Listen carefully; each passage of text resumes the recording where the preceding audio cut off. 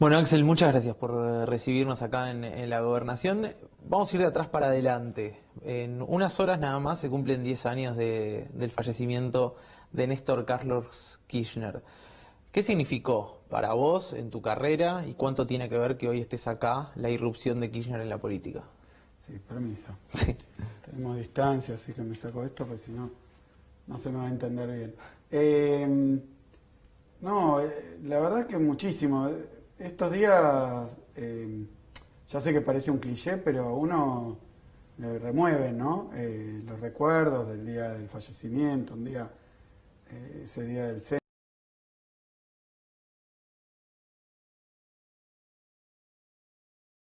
que tiene una proximidad política tan grande, es decir, que la carrera política mía, en mi carrera y en mi vida, por lo tanto, resultó una figura tan central, tan importante. En estos días uno se pone a resignificar. Y la verdad que el tiempo, la distancia temporal da nuevas perspectivas. La sensación que había era que de la crisis de 2001, del que se vayan todos, había dado como resultado varios políticos que venían a aplicar las mismas políticas que nos llevaron a 2001. Así que, y fue una campaña electoral rara, en una situación rara, en un país raro. Pero me acuerdo cuando en el día del discurso de Asunción, como que yo estaba sentado, pero me hubiera caído al piso de espaldas, porque fue realmente un discurso que vino a transformar la política de ahí en adelante y para siempre, te diría. Porque la impresión mía, que no venía del peronismo, sino que el peronismo real para mí había sido el posterior al 83, a la vuelta a la democracia, y había sido un peronismo para mí deslucido y apartado de lo que habían sido las banderas históricas del peronismo. No porque no hubiera diferentes dirigentes, pero digamos el peronismo en sí no había dado nada, desde mi punto de vista, demasiado rupturista, atractivo, moderno.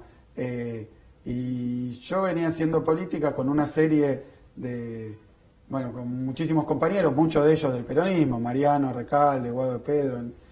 Veníamos trabajando hace mucho tiempo, pero la verdad que cuando habló Néstor, yo sentí que me hablaba a mí solo prácticamente, que me decía lo que yo quería escuchar de un presidente que está asumiendo en el marco de una crisis tan profunda, porque desde lo económico, desde lo político, desde lo histórico, planteó un programa nuevo, una perspectiva nueva.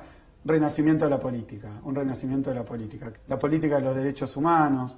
Bueno, yo venía muy golpeado de lo que fue los perdones de Menem, sumado a la obediencia de vida, el punto final, la frustración con la política de derechos humanos. Siempre había militado cerca de los organismos de derechos humanos y ya a partir de lo de la generación diezmada y reconocer el papel del Estado, después vino lo de los cuadros, después vino lo de la ESMA, después vino lo de la política en general de retomar los juicios. Bueno, la verdad que esa parte del programa, que era una herida abierta, que tal vez, para ponerlo en actualidad, recién ahora Chile, con el plebiscito de estos días, empieza a cerrar, ¿no? No lo sé, lo digo exagerando, pero bueno, acá fue Néstor. Yo digo, ¿no? Cómo también eso tan duro y tan complejo fortaleció a Cristina. La verdad que la fortaleció, no porque no tuviera esa potencialidad antes, sino porque tal vez en esa dupla era una parte, un componente. La obligó a fortalecerse también. Sí, pero no lo digo como un proceso personal, tal vez es una percepción. Sí. Digo, es una circunstancia tan difícil, una pérdida tan grande. En esa función la entereza, el camino que recorrió Cristina. A mí me tocó compartir toda una época como funcionario del gobierno, con ella todavía vistiendo de negro. O sea que creo que en eso también fue un ejemplo.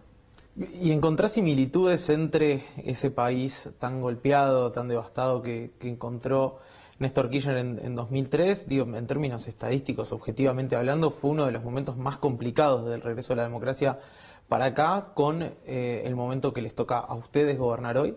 Digo, no solo por los 4 años de macrismo, sino también por la pandemia. No, con respecto a los 4 años de macrismo, sí, porque de nuevo se encontraba el peronismo ante una experiencia, o casi diría más que experiencia, un experimento neoliberal fallido y un desastre, una secuela de sobreendeudamiento, default, quiebre del aparato productivo y fuerte deterioro de las condiciones sociales, o sea que eso, un masazo neoliberal, en el caso de Macri, caracterizado por lo audaz, por lo vertiginoso y por la absoluta impericia incluso con la que se aplicaron las políticas, la verdad una época infame de la Argentina. En ese sentido sí, después creo que hay paralelismos porque había que sacar a la Argentina de un default, había que recuperar el tejido productivo, había que hacer de nuevo un tejido de relaciones internacionales vinculadas a nuestra región, obvio y natural. Creo que Argentina, más allá de la actitud ante las grandes potencias, si no teje esos vínculos con sus vecinos, con lo que es América Latina, es imposible casi pensar el desarrollo económico. Entonces, y después la vulnerabilidad social que dejaba. Hasta ahí sí. Lo de la pandemia me parece que es difícil de comparar con nada, porque tiene elementos, obviamente, de caída económica, pero lo que fue esta crisis sanitaria. Yo el otro día hablaba del terremoto de San Juan, en donde se conocen Eva y Perón, pero es también tirado de los pelos, en el sentido de que es una crisis humanitaria, pero tan generalizada, planetaria. Creo que además esta impotencia que uno siente, ¿no? La que no aparezca todavía una solución científica y estamos con los barbijos como en la Edad Media, ¿no? Y guardados en las casas, es una respuesta muy primitiva a una peste, ¿no? A una epidemia. Pero bueno, también los efectos económicos del coronavirus. Cuando a mí me preguntan qué harías vos en la economía, la verdad que estudié un montón, me tocó tener una responsabilidad enorme y uno puede siempre encontrar elementos de similitud y diferencia entre cualquier época y cualquier otra, sobre todo entre dos situaciones de crisis. Pero la verdad que no está escrito el manual de economía en pandemia y creo que es inútil aplicar soluciones y recetas de otras etapas. Creo que acá incluso los planes IFE y ATP son planes que no tienen precedente por su alcance y por su cobertura. Hablábamos de las complejidades económicas que son indudables, más todavía, yo insisto, era complejo el país el 10 de diciembre de 2019, hoy no puedo siquiera dimensionar las complejidades que hay. ¿Cómo ves las tensiones cambiarias económicas que existen hoy? Hace un rato Cristina Kirchner publicó una carta justamente a razón de los 10 años del fallecimiento de Néstor. Ella dice que indudablemente el principal problema de Argentina es el bimonetarismo y dice, para solucionar el tema del dólar, de los tipos de cambio y demás, es necesario un acuerdo que incluya a todos los sectores. ¿Cómo lo ves? Sí, lo he hablado con ella, porque justamente fui su ministro de Economía. ¿Alguna vez la asesoraste? Creo que es una persona con una capacidad de lectura, de comprensión de la realidad argentina, bueno, que se manifiesta.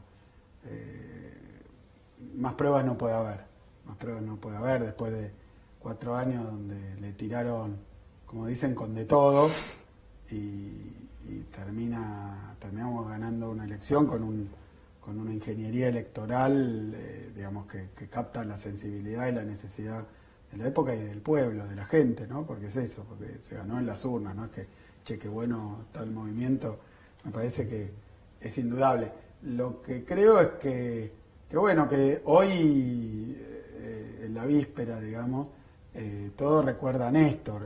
Creo que en varios temas, en el terreno cambiario, después de la violenta devaluación de 2001, en el terreno de la generación, en ese momento había cuasimonedas, y había que rescatar y de alguna manera ordenar todo ese panorama. Ya estaba en vía de solución, pero todavía había un sector, un sistema financiero, un sistema productivo, un sistema social, un sistema político muy deteriorado, muy roto, muy fragmentado, destruido.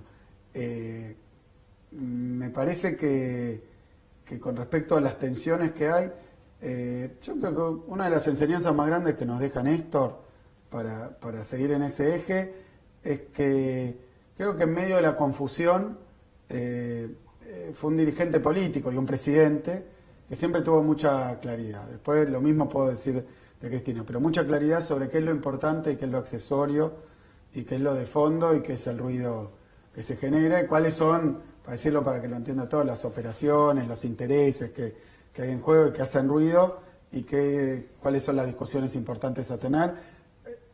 Más modernamente, cuál es la agenda que deberíamos tener más allá de la que tenemos, porque muchas veces los que marcan Sí, claro. la agenda hacen su propia agenda que sea la de todos nosotros. Bueno.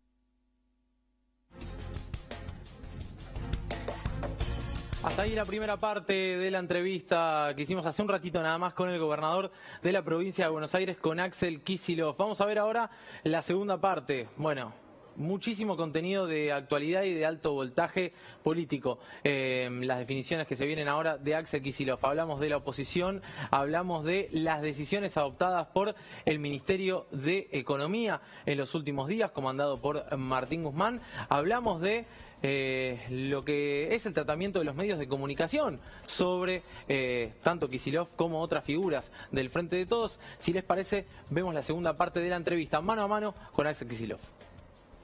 Ahora, hablabas de la claridad de Néstor. Vos decías en temas muy complejos, Néstor tenía la claridad y sabía a dónde estaba yendo. ¿Lo ves a Alberto Fernández en este sentido también? Yo creo que Alberto lo que viene a hacer en muchos campos es a establecer, dadas las circunstancias actuales, dada su propia personalidad, su forma de ser, sus atributos, pero establecer una continuidad clara con lo que hizo Néstor. Así que me parece que Néstor está en la brújula de Alberto también.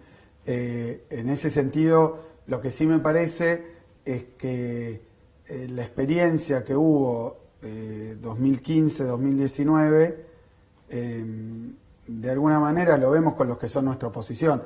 Nosotros tenemos como oposición una fuerza política, Juntos por el Cambio, que después de venir a decir que estaba terminado el peronismo, estaba, digamos, qué sé yo, si fuera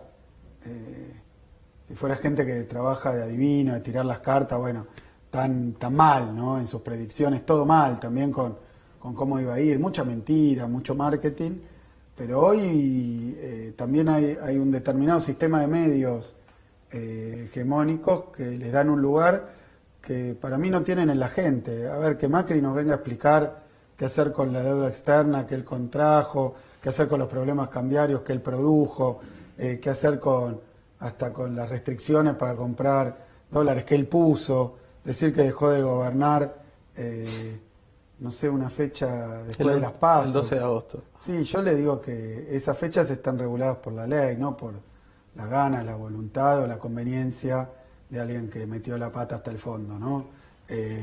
Pero bueno, nos quiere convencer a todos de pronto de cosas y me parece que ahí es donde se arma un barullo y un alboroto que a veces impide darle claridad en el medio de una pandemia.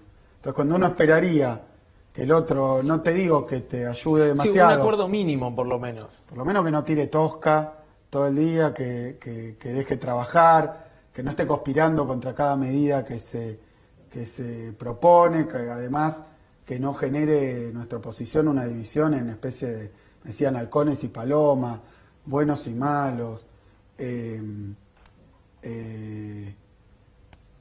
Pero no es lo que tenemos. Entonces es ahí donde me parece que la figura de Alberto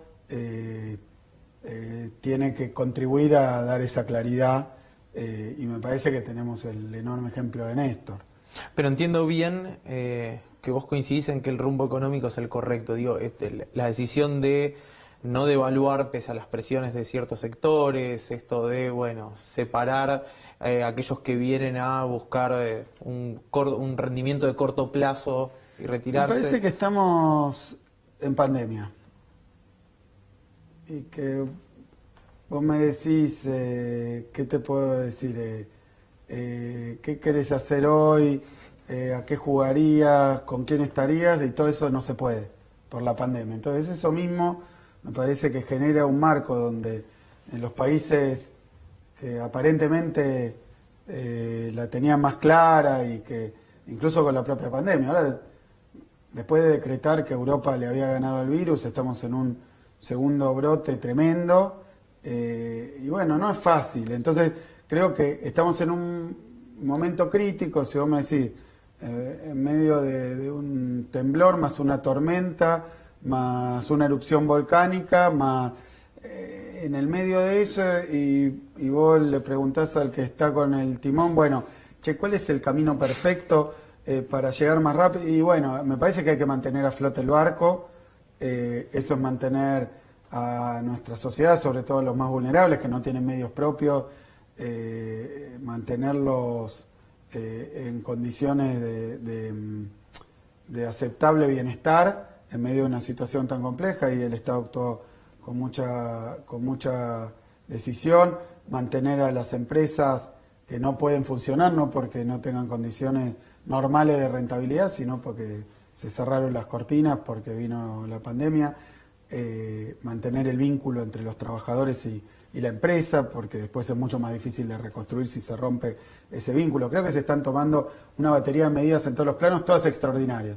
Entonces vos me decís, ¿qué medida financiera en este momento o cambiaria hay que tomar? Y bueno, en la misma dirección, sostener, sostener y sostener, y ojalá se pueda hacer con colaboración de sectores que muchas veces son despiadados y buscan su ventaja aún en los momentos más dramáticos. Entonces vos decís, bueno, estamos en este momento, acaba de producirse un terremoto, puede haber uno que va a ayudar y a sacar a la gente que quede atrapada, o a ver cómo hace para empezar a reconstruir o a darle ánimo, y otro que va a ver qué quedó que se puede manotear y llevar a su casa. Entonces esas conductas se ven. A mí me parece que el papel del gobierno hoy es dar certidumbre, en lo que se puede dar certidumbre, que va a estar tendiéndole una mano a los que más necesitan, y allí donde hoy sería imposible sin el Estado. Entonces creo que lo viene haciendo, reforzando el sistema sanitario, cuidando a la gente, dando una cobertura general con programas de alcance enorme, con acompañamiento al sector productivo industrial. Y bueno, y en el medio de eso se inician tensiones cambiarias. Y bueno, en Argentina hace síntoma por ahí muchas veces las complejidades de la economía, más en medio de una pandemia. Pero si vos me preguntás, el estado de las reservas, la competitividad, lo decía el otro día Guzmán, lo decía el otro día Todesca, la verdad que nada o nadie, no ha escuchado a nadie con el superávit comercial que tenemos hablar de la necesidad de una fuerte evaluación, y sin embargo está un sector, un coro, todo el tiempo prácticamente implorando, pidiendo o hasta tratando de imponer como sentido común que hay que hacerlo. Entonces, ante esa situación me parece que el gobierno reacciona como tiene que hacer, cuidando a los que más lo necesitan. Después creo que una vez pasada la pandemia, encontrada la vacuna, con el mundo en una situación de reconstrucción, se podrá tener un mapa más claro, un panorama más sencillo de cómo ubicarse. Hoy lo que hay que hacer es resistir no como Estado, sino como sociedad, no como gobierno, como partido, sino como pueblo. Y ahí hay que estar al lado de los que más necesitan, no de los intereses permanentes que ganan siempre en río revuelto. Decías recién, haciendo referencia a Cristina, le tiraron con de todo. ¿No sentís que volvimos a un momento casi pre-10 de diciembre de 2015 en cuanto a esto de le tiran con de todo? Digo, hay cierta irracionalidad en el debate que uno nota y que le preocupa. Me refiero a, no sé, el lamentable homicidio de Fabián Gutiérrez y la oposición automáticamente diciendo este es un crimen vinculado a la mafia kirchnerista y diciéndole al gobierno usted es responsable de esto. Me refiero a Vicentini, automáticamente es ir camino a Venezuela.